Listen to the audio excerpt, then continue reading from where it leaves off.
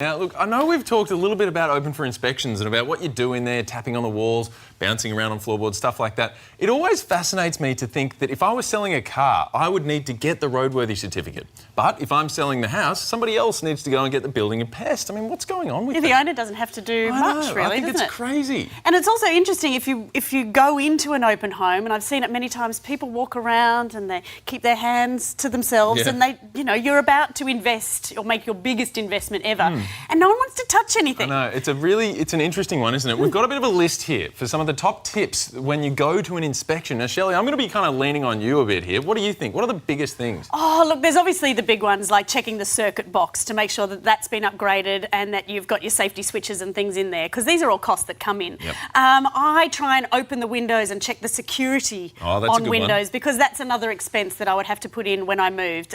Water pressure is a big one as well. Turn the taps on, flush the toilet, make sure that there's no issues there, because there's nothing worse than bad water pressure in a home. And look, we joke, but jumping up and down on floorboards is not a bad idea, because if there's re-stumping to be done, then that's going to be, what, $50,000, $60,000? Exactly, and of course your storage space, make sure there's enough room for you. And as I mentioned, security is a big one. That's a huge one. That's something that you'll want to do before you move in, and that's a cost that can come on top as well. So yeah, don't be afraid to open the cupboards and flush the toilets and move the furniture. They're there to sell.